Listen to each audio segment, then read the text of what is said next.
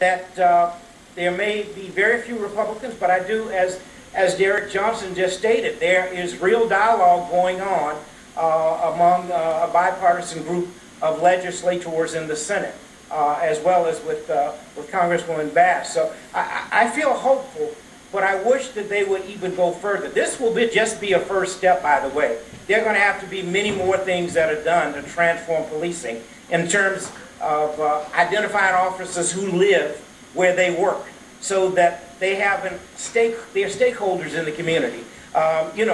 Such as civilian review boards, which we do have some, but we need a lot more. Such as psychological analyzations that really evaluate who we are hiring as police. So there are a number of things. This is really a marathon, not a sprint.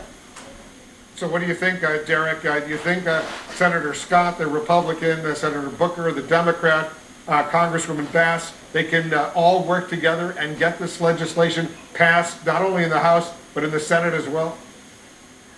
I think those members of Congress, citizens of this nation, not political operatives, care enough about our communities, care enough about our democracies to put forth a strong effort to bring this question to the center. You talk to police officers who are good police officers, they also want a heightened level of accountability. Many of them recognize that we have far too many bad apples within agencies, and the respect of our police officers and agencies becomes so critical for their ability to go home safely. We are in our Selma, Alabama moment.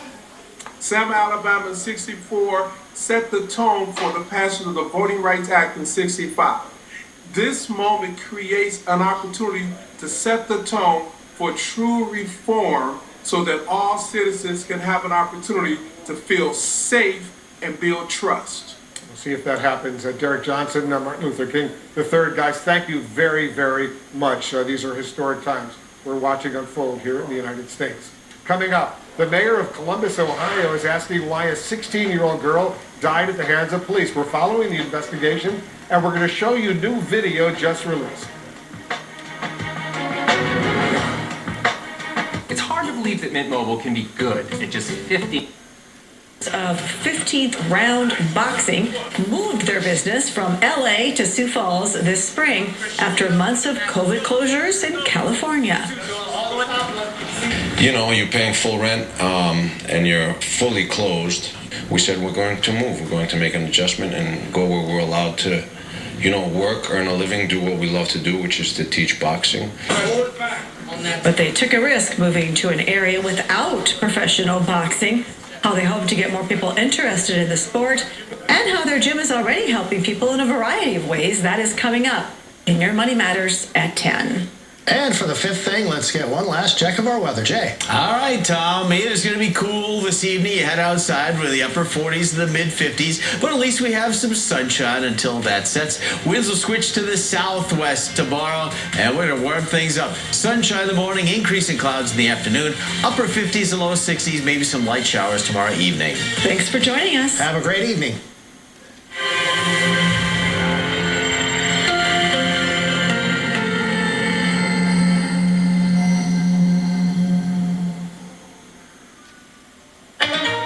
Tonight, the new push for police reform in the United States with a sweeping investigation into Minneapolis police and calls for change.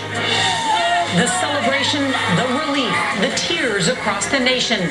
Now the Justice Department wants to know if there's a pattern of discrimination in the Minneapolis police force. And Derek Chauvin behind bars on suicide watch, isolated in a maximum security prison after being convicted of murdering George Floyd. Plus, what will happen to the other 3 officers charged in Floyd's death? Our 60 Minutes interview with the prosecution. I was never convinced we were going to win this case until we heard the verdict of guilty. Lethal force. The questions tonight about why a police officer shot and killed a teen girl armed with a knife. Vaccine milestone. The Biden administration is about to pass 200 million shots. But the danger is growing as demand for vaccines is slowing. Plus, the shocking new details as the FDA goes inside one of the plants that makes the Johnson & Johnson vaccine. Our interview with George W. Bush. Bush, the former president is mixing his passion for painting with immigration reform, what he thinks it will take to end the crisis on the southern border. Spring snow, record lows in dozens of cities. And the hiker that saw pollution and became the solution. This is the CBS Evening News with Norah O'Donnell, reporting from the nation's capital. Good evening, and thank you so much for joining us. We're going to begin tonight with the sweeping new federal investigation into the Minneapolis Police Department. Less than 24 hours after a jury found one of the city's former officers, Derek Chauvin, guilty of murdering George Floyd. U.S. Attorney General Merrick Garland now says he's ordering a review of the entire police department to see if there is a larger pattern of excessive force and discrimination by officers. Meantime, tonight, Chauvin, seen here in a new mugshot, is awaiting sentencing at a Minnesota state prison. Corrections officials say the 45-year-old is being kept alone to protect him from other inmates. And in a sign of how dramatically his case has changed the conversation on policing in America, tonight the interim chief in Columbus, Ohio, is releasing body camera video of an officer-involved shooting there. He's shot and killed Micaiah Bryant about 30 minutes before the Chauvin verdict Tuesday, after the 16-year-old appeared to charge another woman with a knife. We'll have more on that in just a moment, but CBS's Jeff Begayes is going to lead off our coverage tonight in Minneapolis with that new Justice Department probe. Good evening, Jeff. Norah, federal civil rights investigators are already on the ground here in Minneapolis, and this may be where they start their investigation. It is the former 3rd Precinct here in Minneapolis where Derek Chauvin once worked.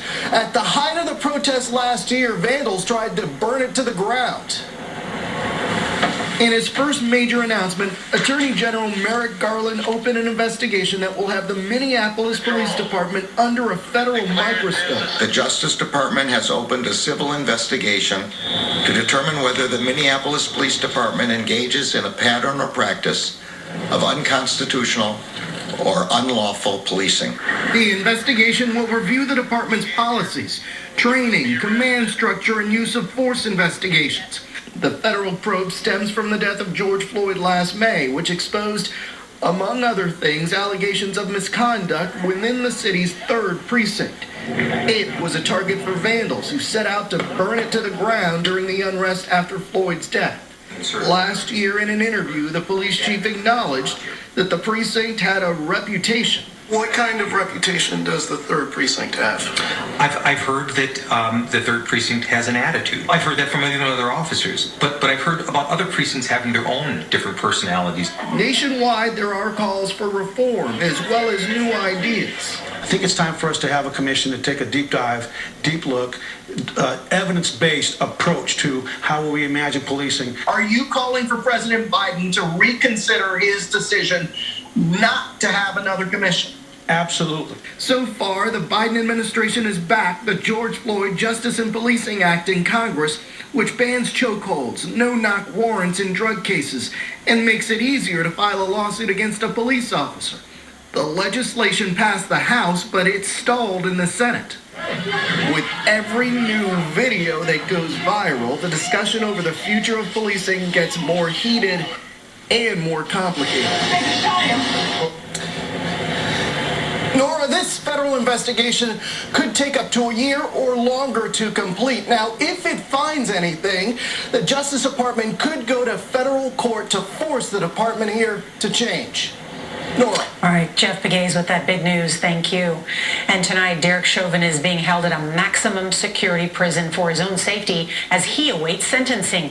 CBS's SIOUX reports on how much time Chauvin could face.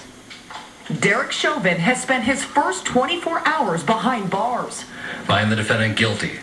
He was transferred to a correctional facility about 25 miles from downtown Minneapolis, where he's being kept in a unit away from the general population. A guard does a wellness check every 30 minutes. Chauvin will stay there until his sentencing in 8 weeks. Prosecutors will ask for a longer sentence than the minimum state guidelines of 12.5 years.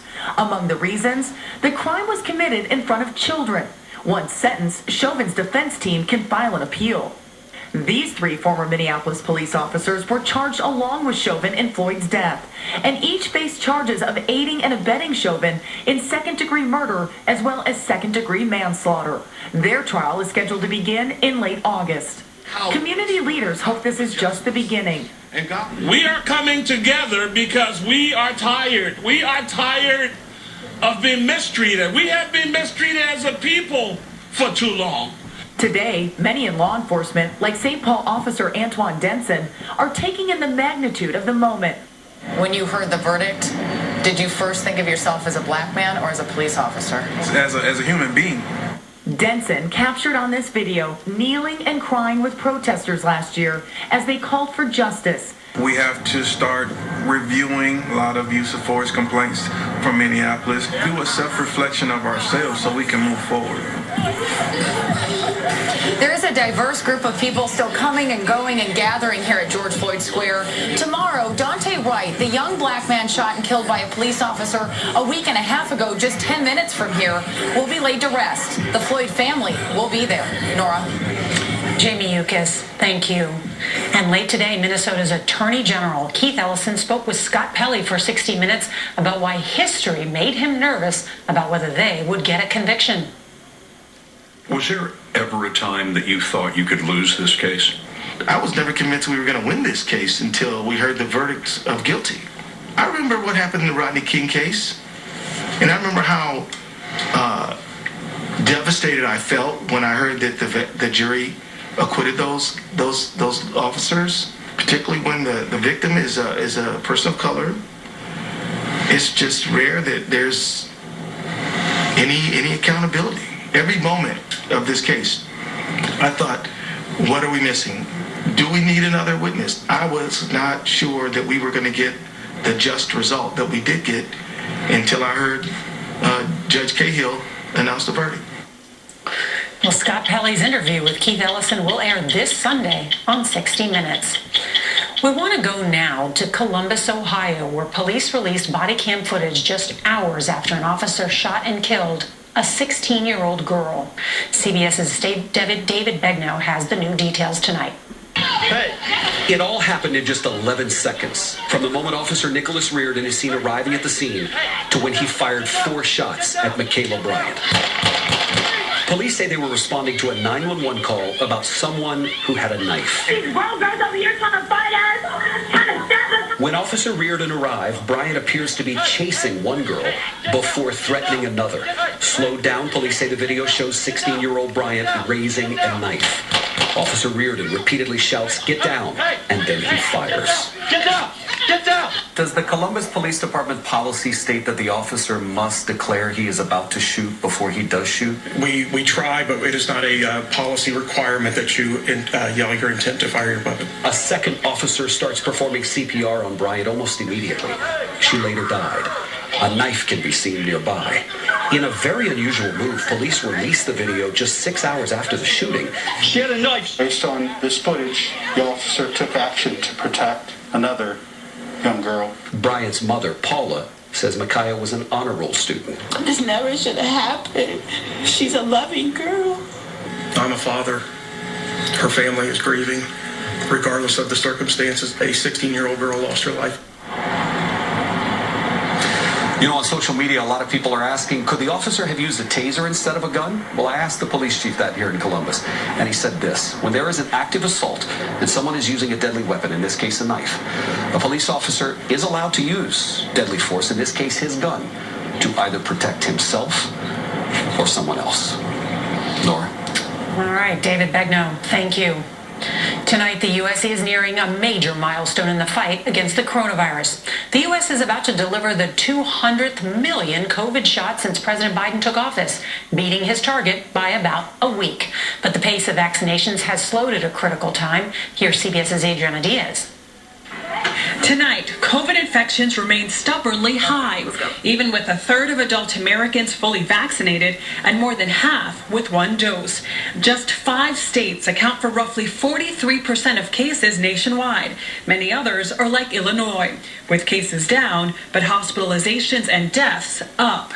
Now health officials are concerned the pace of vaccinations may be slowing down, giving the virus more opportunities to mutate and spread. We're very soon hitting that wall where everyone who wants to get vaccinated will have gotten at least one dose. A new Kaiser Family Foundation analysis projects that enthusiasm to get vaccinated may peak in the next 2 to 4 weeks. Unless we can convince more people who are sitting on the sidelines now, we're not going to have enough people vaccinated to hit herd immunity. Complicating vaccination efforts, a new FDA report out today found unsanitary conditions at the plant that produces the Johnson & Johnson vaccine.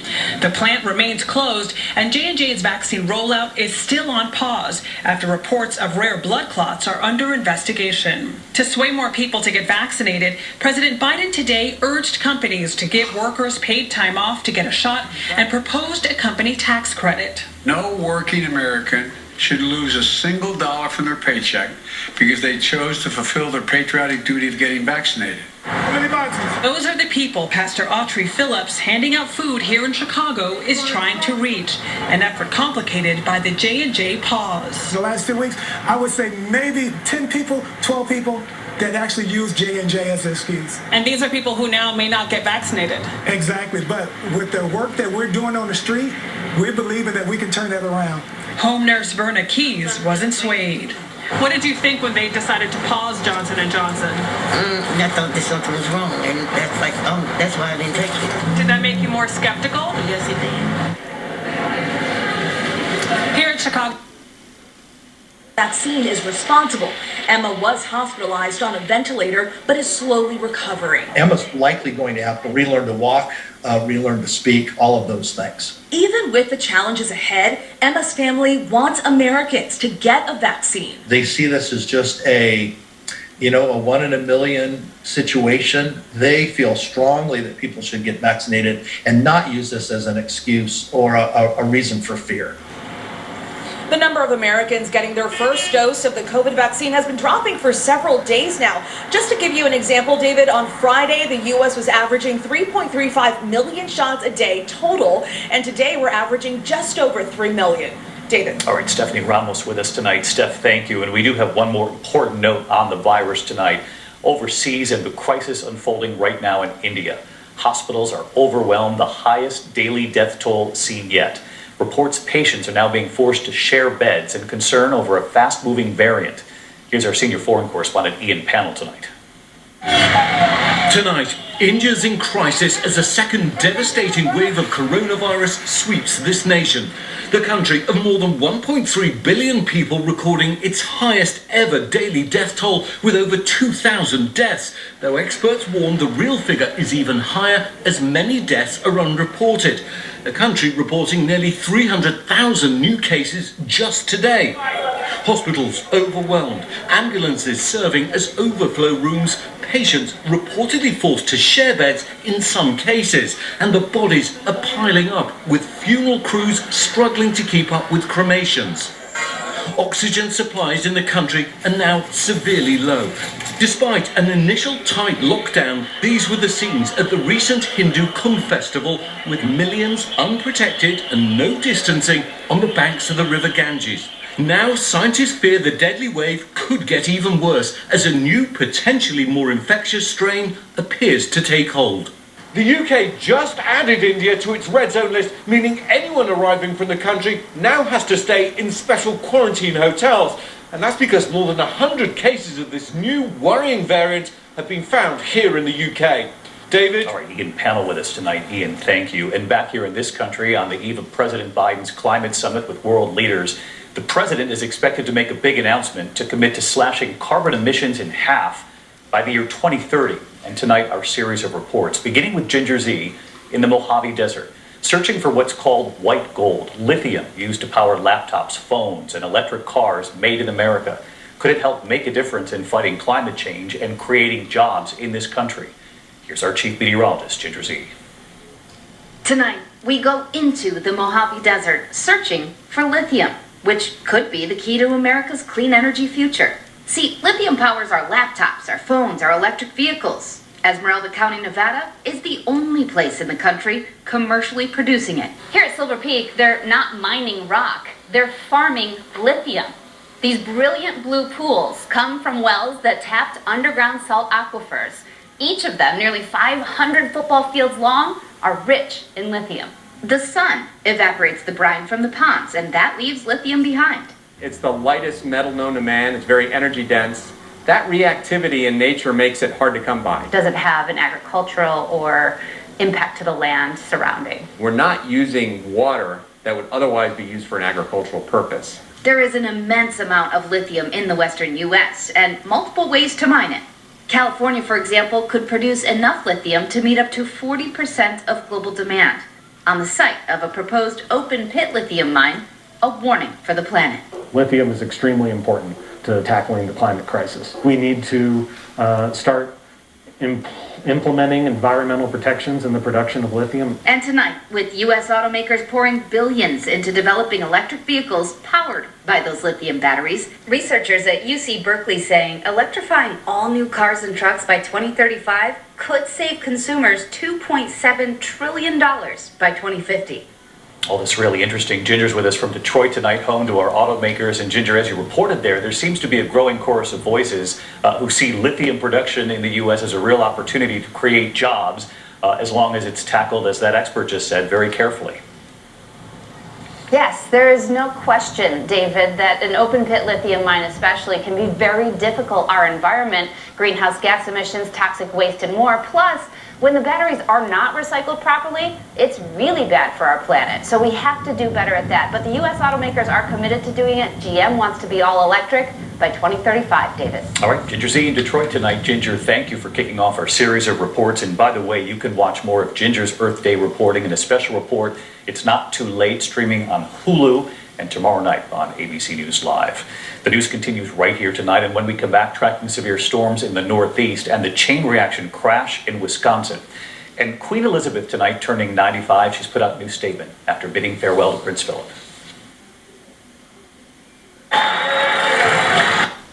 Up early next week, but that's going to come at the cost of seeing the chance for some thunderstorms by next Tuesday and early Wednesday.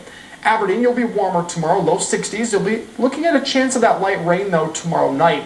But much of your day does look to stay dry tomorrow. And finally, in Pierre, you'll be seeing the rain early afternoon tomorrow. 50s the rest of the week and into the weekend, but 60s by Sunday. Even the 70s briefly return next Monday. Stay with us. Dakota News Now will continue right after the break. Cuts, colors, and other service. Tim Scott, Karen Bass calls. There are other Democrats of goodwill that want to get this done. Unfortunately, Kamala Harris wasn't one of them. I'd like to be sitting on the beach in South Carolina, but that's beside the point. Here we go. So last night, you had the president reacting to this verdict. And in that speech, Harold, here's a part of what he said about the country.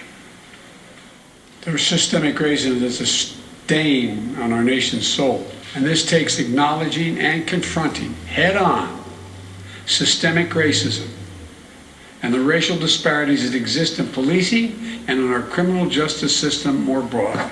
The battle for soul of this nation has been a constant push and pull for more than 240 years. A tug of war between the American ideal that we're all created equal and the harsh reality that racism has long torn us apart.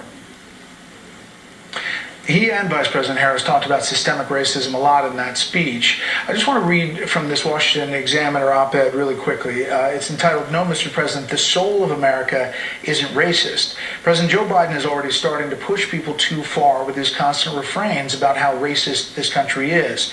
He's overstating a very weak case, and he risks becoming like former President Jimmy Carter, when Carter's so-called malaise speech had the annoying effect, in the insightful words of Vice President Walter Mondale, of urging people to be as good as the government. The public and American culture are better than Biden says we are. He may soon see a backlash against him, not just for hectoring us, but for enlisting big government's might to promote and enforce his racialist agenda. I mean, interesting points there. I would like to get your reaction, Harold. So good evening. Thanks for having me on. I think that whenever we are having conversations as a nation about how good we are, how better we can be, how bad we have been, how bad we may be at the moment. It invites an introspection, it invites an inspection of whom we are and what we want to be. And sometimes we hear things that are uncomfortable. I got to tell you, I don't know many of my white friends when I grew up in both Memphis and Washington whose parents had to sit with them and give them instructions on what to do if they see police officers, how they should behave. And that's just a fact of life for a lot of black families in the country. That doesn't mean that we're bad people. It just means that we can be better. What I was most relieved about last night, Brett, was that person, Derek Chauvin, who did what he did, who committed that murder, he was a bad guy, is a bad guy, who just happened to be a police officer. I was pleased today to see Merrick Garland and others do everything they possibly could to elevate the notion of good policing and to say that good policing is rewarded. Communities are made safer if we go after bad policing. Would you have said it differently than Joe Biden or Kamala Harris? Any of us on this panel, Tim Scott included? Maybe so. Did Tim Scott's legislation fall prey or victim to politics? Maybe, perhaps, but it wouldn't be the first. What I hope now is that we're able to rise to this moment. And I said last night, I hope the president and the vice president, I believe they are ready and willing to come to the table to negotiate and find common ground and compromise and pass a serious and meaningful police reform bill. Mm-hmm. Well, I guess, Morgan, what I'm talking about is on the campaign trail, candidate Joe Biden talked a lot about speaking to our better angels, yet the messaging seemed to not be that as of late. It does not seem to be speaking to how good we are as a country inherently, overall. Yes, there are some bad folks out there doing bad things and have for years, but justice worked, in the words of many lawmakers yesterday. Your thoughts, Morgan? Yeah, I mean, first of all, I love hearing my friend Harold Ford explain this in his perspective. If we had him in the Senate, maybe Tim Scott's legislation would get through and it'd be a little bit more bipartisan than what we're seeing today. And Brett, what you said is I think resonating with many Americans. And I think there's a lot of people that made the calculation in November that they were going to vote for Joe Biden because they thought, you know what, there's just too much drama. The temperature is up too much in the country. We need to be able to come together and it's just too much. I want to dial back. I think there was a lot of people who voted for Joe Biden for that reason and thought that they were getting a moderate, calming, older, more genteel president who would be able to bring the country together at a very fractured time. Instead, what you're seeing is an agenda that is a very, very hard drive to the left. It's not bipartisan, it's not inclusive, and in fact, it's taking the tenuous place that we are in society now and it's kind of lighting it on fire. I don't see anybody willing to bring both sides together, and it's a huge problem that has me very concerned for the country, Brett. Quickly, Trey, Merrick Garland and what he's starting to initiate with this investigation, eventually, if it leads to something in Minneapolis, they want them to sign a consent decree, which essentially would mean federal rules on how they police there, right? Right, it's a patterns and practice lawsuit in addition to the individual lawsuit with respect to George Floyd. But I think, Brett, our viewers need to keep in mind the overwhelming majority of policing in this country is done by state and local cops. So if you really want to improve law enforcement, don't run for the Senate, run for sheriff. There you go. We'll leave it there. She created the key evidence. She would also testify in the trial. And let's remember and listen to what she said. She said she wished she could have done more. It's been nights. I stayed up apologizing and apologizing to George Floyd for not doing more and not physically interacting and not saving his life. With honesty and emotion, Frazier recounted what she saw. He cried for his mom. He was in pain. It seemed like he knew. It seemed like he knew it was over for him. He was terrified. He was suffering. This was a cry for help. She also shared how this has affected her, saying that having to watch Floyd be killed like that left her traumatized. Since this verdict came out yesterday, Frazier has also said, "I just cried so hard Thank you, God, justice has been served. When we heard there was money in our... Do this to people. We keep hearing that the stock... Oh, Tesla. Later tonight on CNN tonight, 10 p.m. Eastern, and we'll have more news right now. To 6 o'clock tomorrow night and continue throughout tomorrow evening, and then finally on Friday morning this all... Even when depressed. Total of 300,000. And civil rights legend who served the people of Florida and this country for over 28 years as a member of Congress.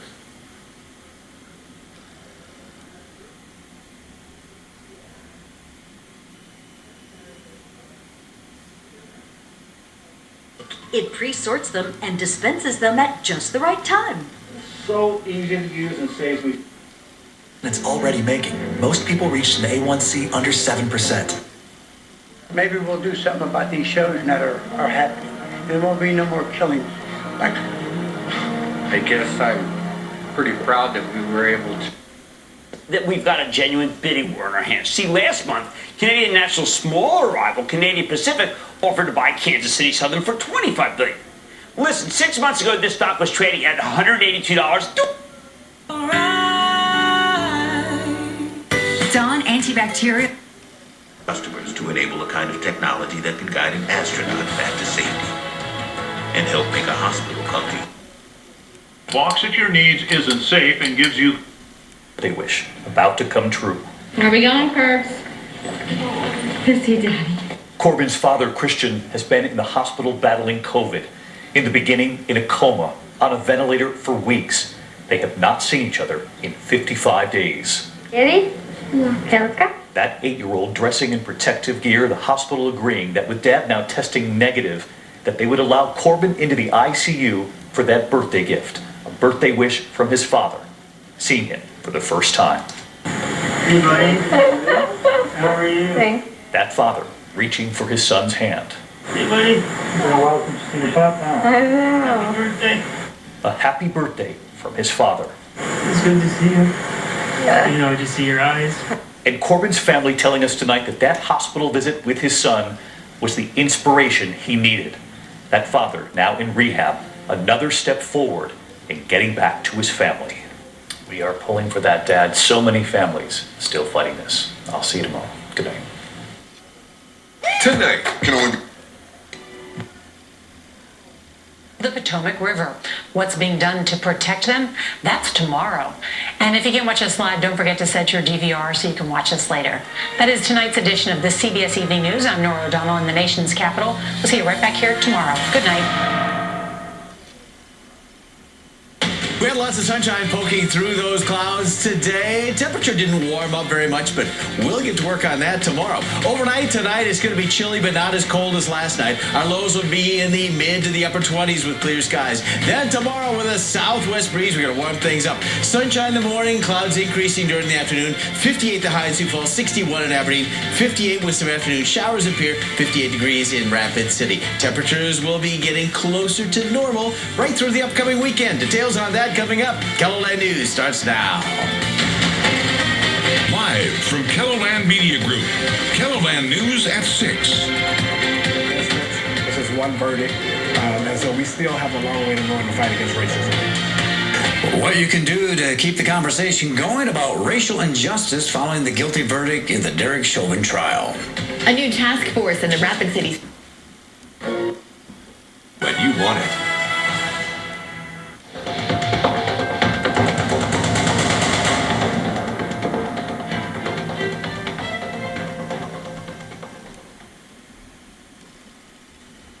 Tonight, the first image of Derek Chauvin from prison after the guilty verdict and the new investigation into Minneapolis police.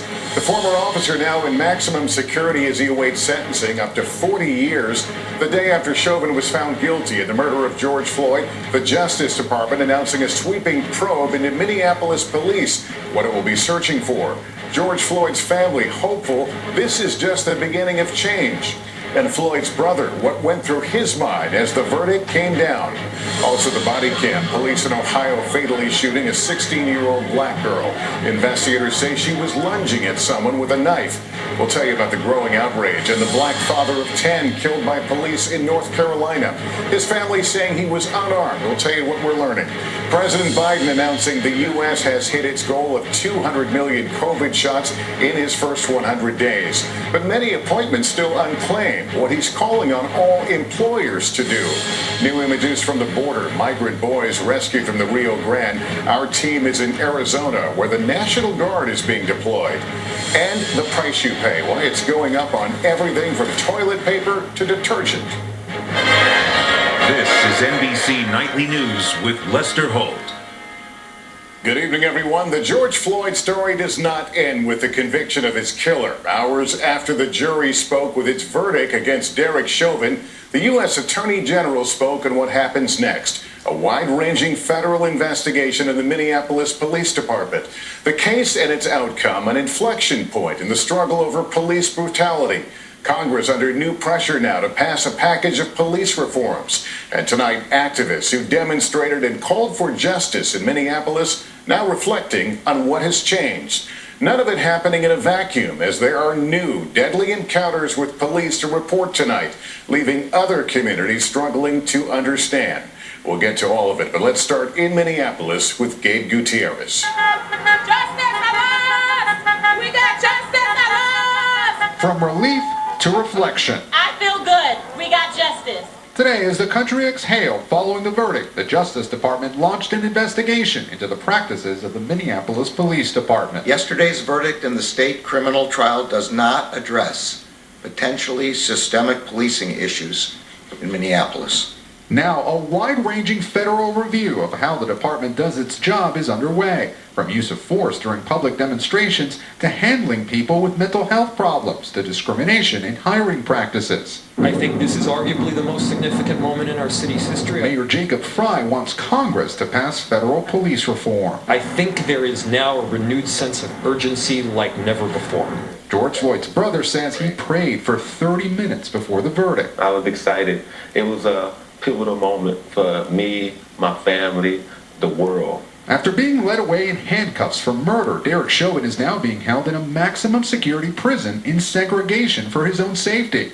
Today, this new mugshot was released as he awaits sentencing 2 months from now. He faces up to 40 years in prison for the most serious charge of second-degree murder. The legal experts say a first-time offender like Chauvin will likely get shorter sentences. 3 other former officers are charged with aiding and abetting murder and manslaughter in this case. They're scheduled to go to trial together in August. It signifies the beginning of a new beginning because of it's going to put pressure nationwide for everybody to, put pressure on the cops to actually do their jobs the right way. For Donald Williams, the verdict capped an excruciating trial where he offered dramatic testimony. You're a real man for that. He was among those haunted by watching Floyd die. He listened as the defense labeled them an angry crowd of bystanders who supposedly distracted officers. It was just crazy that they try to blame it on the people for this man actually murdering George Floyd when we were all just pleading for his life. For many in Minneapolis, the trial's end is actually a beginning. I was on the verge of tears. It was just a very overwhelming feeling of hope. Do you think that something changed here? I don't think something changed. I think something began, possibly. And Gabe, late today, a development in the security situation there. Yes, Lester. Authorities said that some National Guard members had been demobilized, as well as some law enforcement personnel that had arrived from other states to help. Lester? All right, Gabe Gutierrez tonight. Thank you. In Minneapolis and beyond, many are calling the verdict a starting point, as you heard there. Perhaps a pivotal moment they hope will lead not only to broader police reform, but to greater social justice. Ron Allen has more. While the guilty verdicts brought celebration, today brought Minneapolis back to reality. How much of a turning point do you think this is? I think that it's huge. Nikema Levy-Armstrong is a civil rights attorney and activist who thinks what happened to George Floyd is changing policing. Several jurisdictions have changed some of their policies, their practices. They're re-examining how they operate. They've shifted resources. That wouldn't have happened before May 25th. She thinks the Justice Department investigation will help. Miami Police Chief Art Acevedo told us the Biden administration has to do more to lead the way. Does this really change things with policing on the ground? No, I don't think it changes things. It's going to take more than just the policing. It can start with education, economic, public health, mental health, drug addiction, everything else, so we can eliminate the conflict. John Thompson, activist turned lawmaker, says he's always thinking about his friend Philando Castile, killed by a police officer during a traffic stop in 2016. The officer cleared of second-degree manslaughter. Some people are saying George Floyd changed the world. You don't necessarily think so. No, because they said the same thing about Philando. They said the same thing about Tamir Rice. They said the same thing about Ahmaud Arbery. Why do we have to die to change policing? Like, too many sacrificial lambs have died. Minneapolis already mourning another person killed by an officer. The wake for 20-year-old Dante Wright held today. And here tonight in Brooklyn Center, protesters say they plan to gather once again in Wright's name. His funeral is planned for tomorrow. Lester? All right, Ron, thank you. Just before yesterday's verdict, a police officer shot and killed a 16-year-old black girl in Columbus, Ohio, saying she was threatening others with a knife. Police body cam video was quickly released. Our Kevin Tibbles has that story, and I need to caution you, the images are difficult to watch. Police body cam video shows Micaiah Bryant's final moments when a Columbus, Ohio police officer responding to a call gets out of his car and seconds later fatally shoots the 16-year-old girl. Authorities say Bryant was threatening 2 other girls with a knife. It's a tragedy. There's no other way to say it. It's a 16-year-old girl.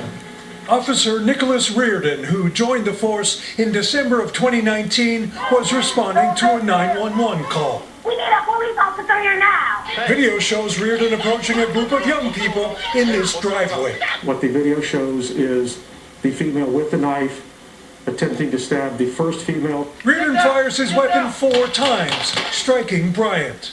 Officers are seen and heard performing CPR. Body camera footage shows a knife on the ground. The city released video from the incident within hours and launched an independent investigation. We have to ask ourselves, what information did the officer have? What did he see?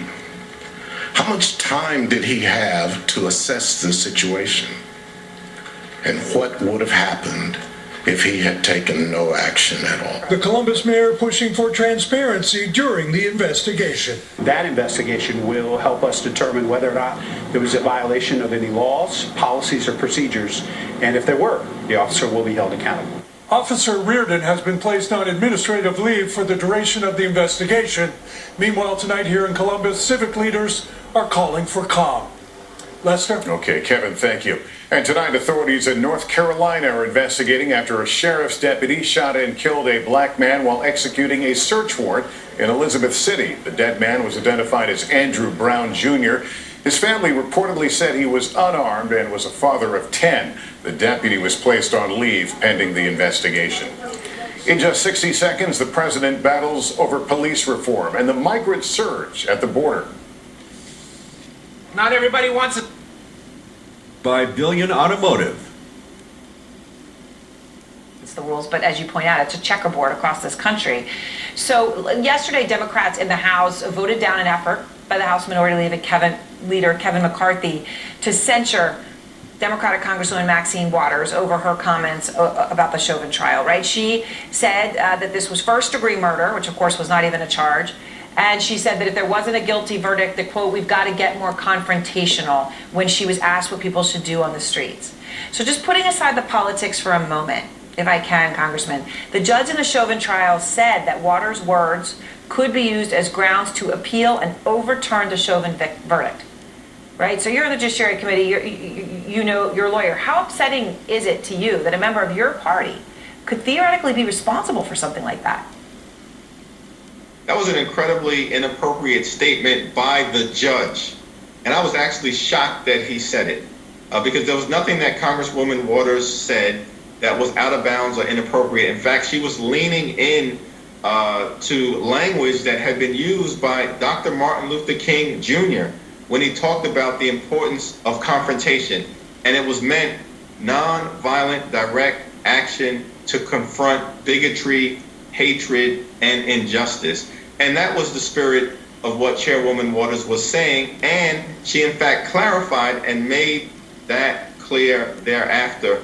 And so I was a little surprised that the judge saw fit to both deny appropriately the motion for a mistrial, but then characterize her remarks. So I think it's interesting what you say, and the context is really important. Just one point. You do think it's appropriate that she came out and said, not as a member of the jury, but as an elected person, that she thinks it's first-degree murder?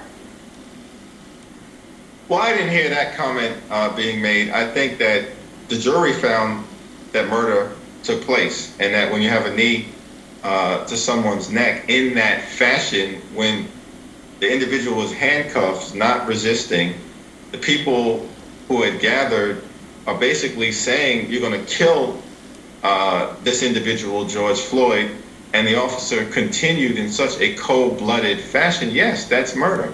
Now, you know, the jury found it's second-degree murder and third-degree murder, and those were the charges. But I don't think that's inconsistent with the spirit of what Chairwoman Waters was trying to say. And again, you know, my colleagues on the other side of the aisle really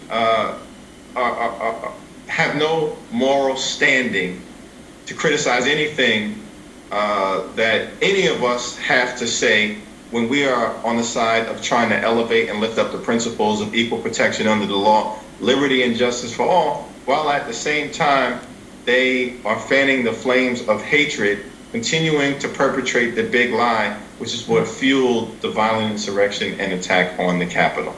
All right. Met the White House's goal, 200 million shots in the first 100 days of the Biden administration. Though reaching that vaccine benchmark came quickly, tonight the pace has dramatically slowed at some super sites and pharmacies across the country. Are you ready? The president now trying to reach Americans who are hesitant or with less time and access to a vaccine, proposing business tax credits to offset lost work hours. I'm calling on every employer, large and small, in every state, to give employees the time off they need with pay to get vaccinated. But a new poll shows 20% of Americans are not at all likely to get a vaccine as soon as it's available. Still, a new snapshot also reveals, despite the Johnson & Johnson pause, vaccine confidence is rising. Meantime, there's new trouble at the Baltimore plant where millions of J&J doses were ruined in a manufacturing mix-up. An FDA inspection obtained by NBC News at this emergent facility found serious violations with basic measures like sanitation. Take hold within our media landscape. I have been disturbed by the way in which the media and Democrat politicians have repeatedly pushed this idea that what was seen in the incident of George Floyd's death was a representation of systemic racism. Anthony Blinken actually had a tweet out today on this point saying systemic racism is a stain on our nation's soul. To me, I look at a situation like this and I feel like that type of rhetoric only foments additional racial violence and tension in a way that is unnecessary and is not in any way justified by what we saw in Minnesota. What are your thoughts on that and your reaction to Secretary Blinken's tweet? Yeah, I mean, it's precisely the wrong message to send. It's not justified. And in fact, what we know is that it creates vast misperceptions that are sincerely held by a growing portion of the American population. There's a recent study that came out from the Manhattan Institute by my colleague Eric Kaufman, which showed that a large majority, 8 in 10 young black men believed that they were more likely to be killed by police than die in a car accident. This, of course, is completely at odds with what the data say. And it's the product of a media narrative that is incessant, that is nonstop, that continues to beat this drum. You know, let's be honest, right? There are racial disparities across the criminal justice system. There are things and in the enforcement data with respect to policing that cannot be fully explained by other factors, right? So there may very well be some underlying bias at play, but it does not characterize the institution as a whole, right? And the other thing is that this argument ignores the other side of the ledger, right? There are some really important, if we're going to talk about racial disparities, let's talk about all of them. Over the course of the 1990s, during the Great Crime Decline, what we saw was that the impact of the decline in homicides on the life expectancy of black men was to add a full year to that life expectancy. Compare that to how white men fared. It only added 0.14 years. And that's because the reality remains, unfortunately, today, that the burden of crime disproportionately falls on the shoulders of the least advantaged. And that is extremely troubling, because when the DOJ takes steps like this that we know are very likely to increase crime, it's going to be the most vulnerable among us that pay the most. Raphael.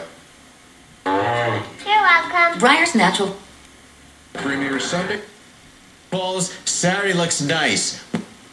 Floyd was just killed. Forget the trial, just the murder. And many black people have been killed since then, several in the last 24 hours. So we cannot look at that as being some sort of like sea change until the sea actually changes.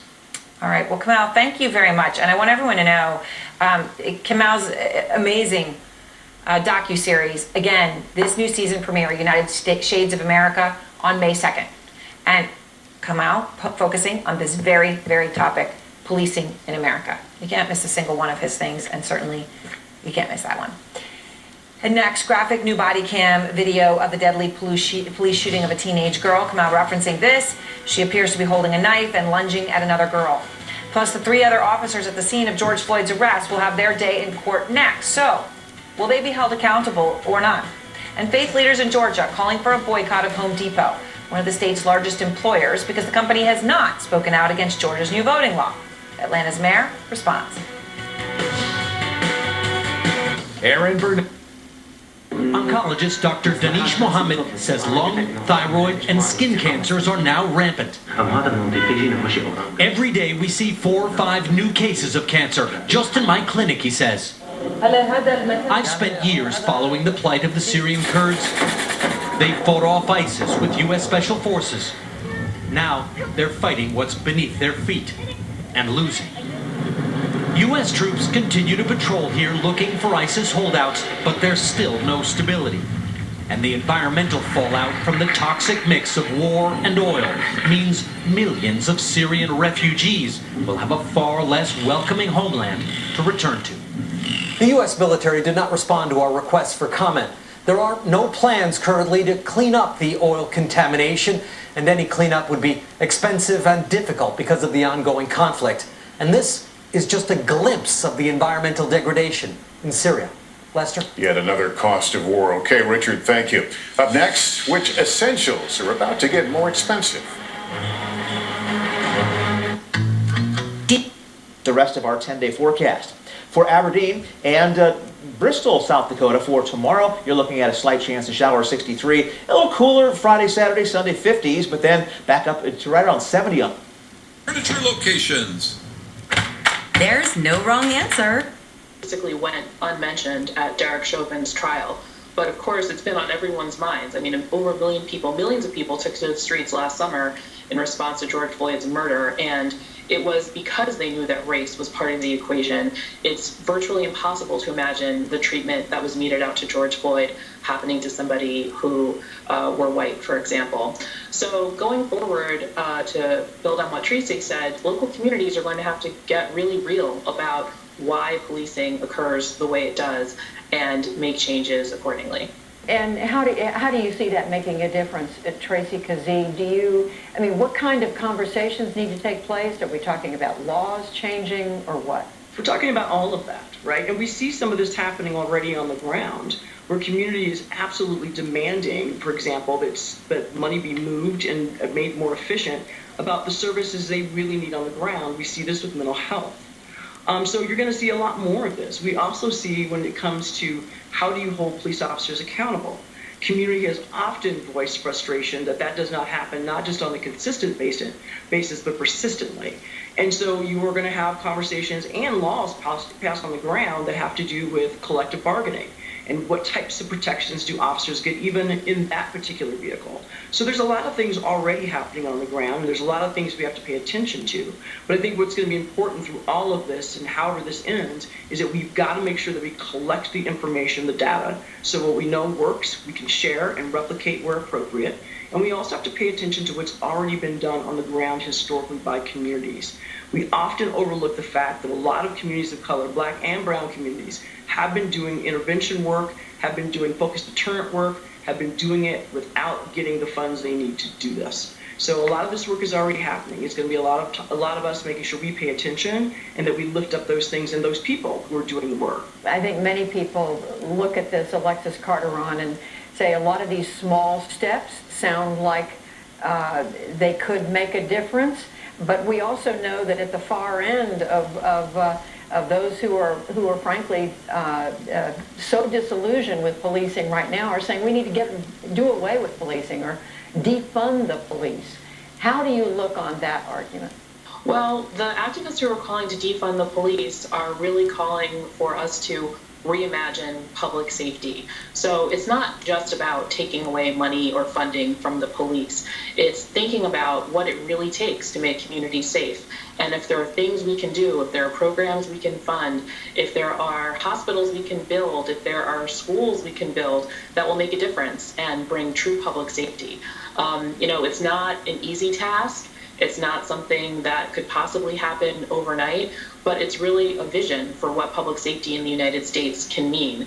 That old saying, when all you have is a hammer, everything looks like a nail, really applies here. We're so used to relying on the police for all manner of things where maybe we don't have to. There are places like Berkeley that have now said they want to get police out of traffic enforcement because we know that traffic stops all too often lead to violence. We obviously just saw Dante Wright killed outside Minneapolis last week. So there are really creative approaches that are taking hold all around the country, and I'm excited to see some positive change. And Tracy Kazee, how do you see this question of defund the police, which by some have interpreted to mean essentially doing away with police? Well, in some cases, that is really what it means. And so really, I think a big part of that conversation is what does the community want to have happen? And if it means that we have unarmed police responding to certain situations, then that's what we do. And if we look at it, the work that's happening in Ithaca and Tompkins County, it's the same thing. It's like, how do we reimagine a service that does not involve armed people for people who have social needs that are not being met?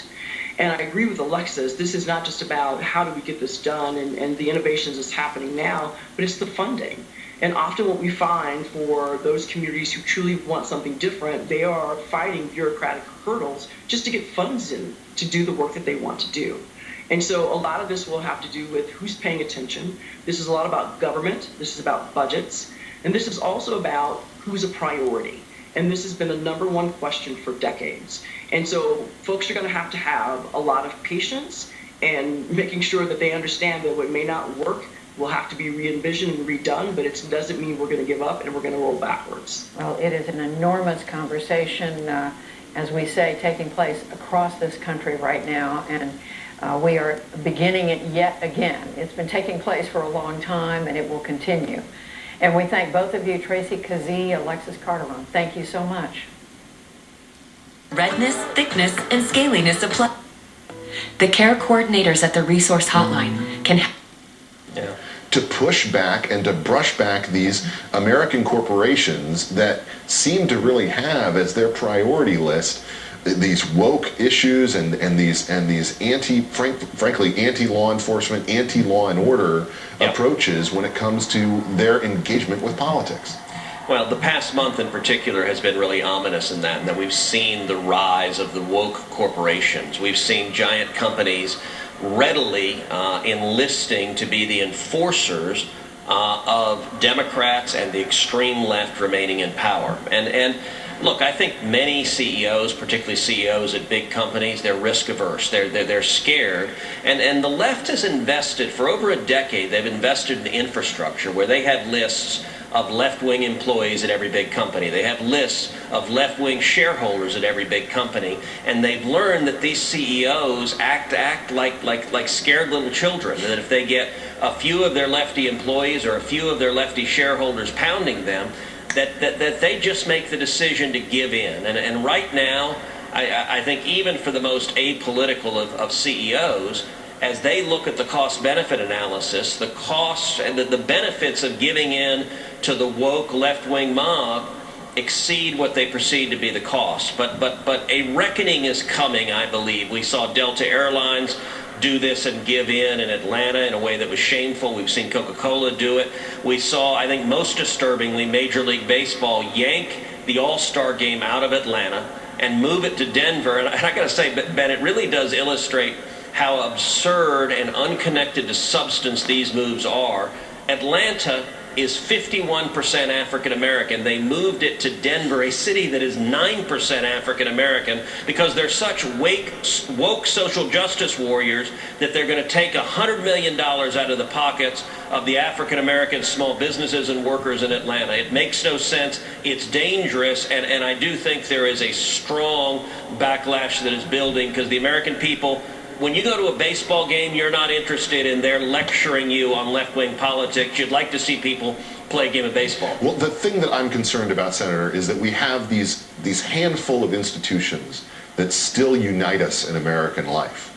And we see them being torn apart by this woke leftism, which is taking over all of these different entities that had been unifying elements of American life, that we could all go to a baseball game together and cheer alongside each other regardless of race, of religion, etc.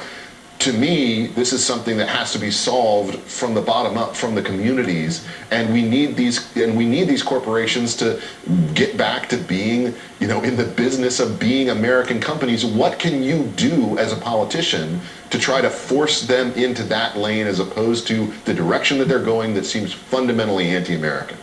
Well, you could call them out, you can shine a light on them, and you can also end any special subsidies or benefits they get.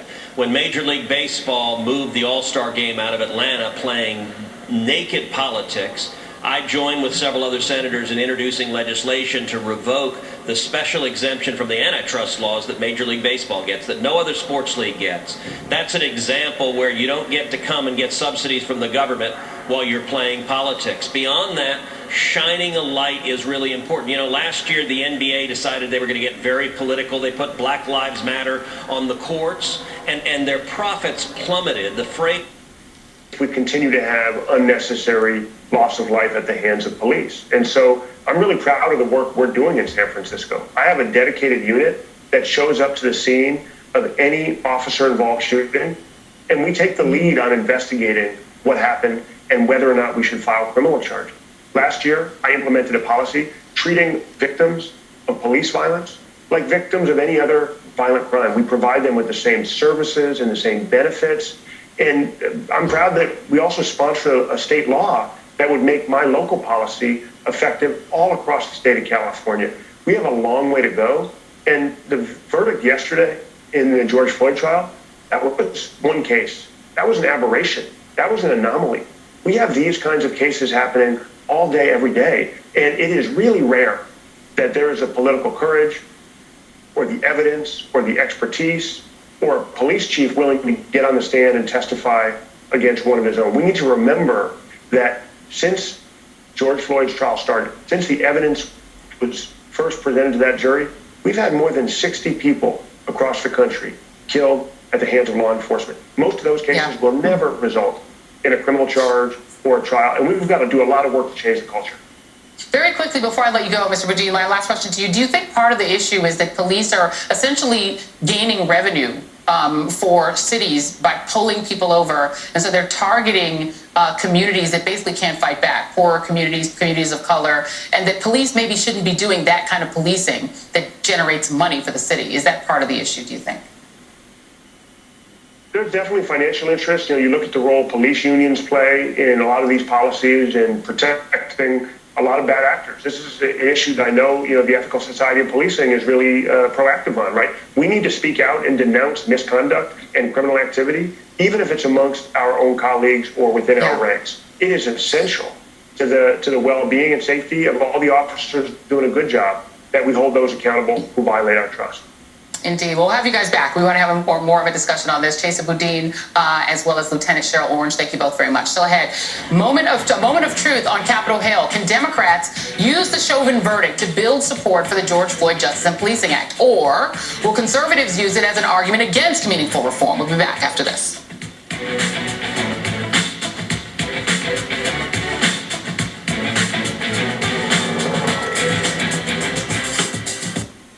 Workout. Plus, Next, Derek Chauvin facing up to 40 years in prison, but guidelines for first-time offenders could mean a lot less. So, realistically, what is Chauvin looking at? And Atlanta's mayor, she's the DNC vice chair. Appreciated the flexibility and patience in particular of our staff, but also of our students. The $15 million remodel project will see the modernization of most rooms in a new common area, but Danielson says the most important aspect will be the bones of the building, originally built in the 1960s. The heating, air conditioning, the wiring, electrical, all of that, kind of the guts of the building is being done. It has been a challenge finding room for students and staff to operate in, as classrooms are worked on a few at a time, meaning along with trying to prevent the spread of COVID-19, everyone is also adjusting to a revolving classroom situation. Just planning out where all the teachers are going to move. This classroom is being done at this time, so it's been a big moving process for finding different classrooms that are available for all the teachers. But Danielson says out of everything this year, they've been able to do this project without having to raise taxes and add another burden onto people, as the effects of the ongoing pandemic can still be felt. We've been able to finance it through our existing means and not have to do this and ask people for an additional source of revenue.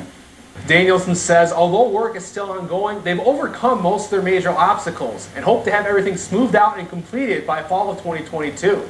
In Watertown, Cooper Seamer, Dakota News Now. We turn now to meteorologist Tyler Running for a check of our first alert forecast. Waking up with a little bit of snow and frost, Tyler, but things hoping to warm up in the near future. Oh, Sam, yeah, that's interesting this morning how quickly all that snowfall melted, and ironically the same day that we're, performing the test tornado drills and whatnot. So, at least we did get rid of that snowfall that did take place yesterday. And we have a chance to see a few more snowflakes in the forecast a little bit later on, but we're done with that tonight. As a matter of fact, as we take a look in Sioux Falls, those clouds are beginning to thin out. It's 49 degrees, may officially top out at 50 for the day. And in the West, from the Walter Cronkite School of Journalism at Arizona State University. Across Russia today, protesters took to the streets in support of the jailed and critically ill opposition leader Alexei Navalny.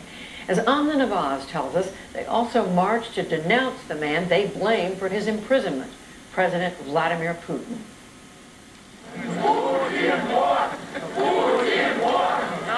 As night fell across Russia, protesters gathered in the thousands, answering the call from jailed opposition leader Alexei Navalny. The situation with Navalny is completely unlawful, and it is happening before everyone's eyes. Everyone thinks it can never happen to them, but if it happens to one person, sooner or later it could happen to everyone. Jailed in February, Navalny has been on hunger strike for 3 weeks over lack of medical care. He was transferred to a prison hospital on Monday for so-called vitamin therapy.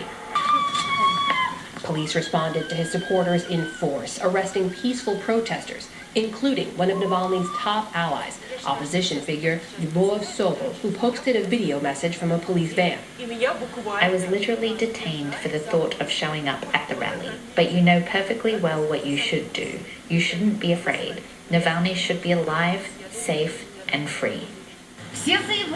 Earlier this year, Navalny live-streamed his arrest upon arrival from Berlin, where he'd recuperated after an assassination attempt, one that was launched by the Russian government. After his arrest, Navalny's anti-corruption organization released a video calling Putin a corrupt monarch, pointing to a $1 billion palace Putin owned on the Black Sea. Within a day, the video had more than 20 million views and has now been seen more than 115 million times. He's a kind of a czar, an autocrat. Navalny has been active in Russian politics for a decade. In 2012, our Margaret Warner interviewed Navalny when Navalny started his campaign against Putin, calling his party corrupt. In 2017, Nick Schifrin followed him again during his campaign for president. They tell us, you, and we have to say, oh, okay, we're very sorry. But no, we have gathered here to say we're going to ask these questions and we'll obtain the answers. At the end of the day, there are millions of people in Russia who fundamentally reject Putin, who want Russia to finally become a normal European country. There are millions of people in Russia who share our vision. Vladimir Kara-Murza is a Russian opposition politician. He himself has survived 2 assassination attempts, he says, by Putin's government. He also says the crackdown in recent years is a sign of Putin's weakness. Why is he so afraid to allow the opposition on the ballot? Why is he so afraid to allow peaceful opposition demonstrations? This is not the behavior of somebody who's popular or strong. This is the behavior of somebody who's weak and very insecure. Today in Moscow, Putin said threats to Russian national security would not go unchallenged. Initiators of any provocations threatening our core national security interests are going to regret what they did in a way they haven't regretted anything in a long time. His warning came amid a massive Russian military buildup along the Ukrainian border. Russia-backed separatists have been fighting against Ukrainian forces since 2014. But this year, Ukraine says Russia has gathered more than 150,000 troops on its border. Ukrainian President Volodymyr Zelensky said yesterday he wanted to meet Putin and end the conflict, but he warned Ukraine would not back down. Will Ukraine stop trying to achieve peace by diplomatic means? No. Never. But will Ukraine defend itself in case of something? Always. So more than 1,500 people have been detained so far today across Russia. Vladimir Kara-Murza told us he fully expected to be among them, though at this hour, we do not know his whereabouts.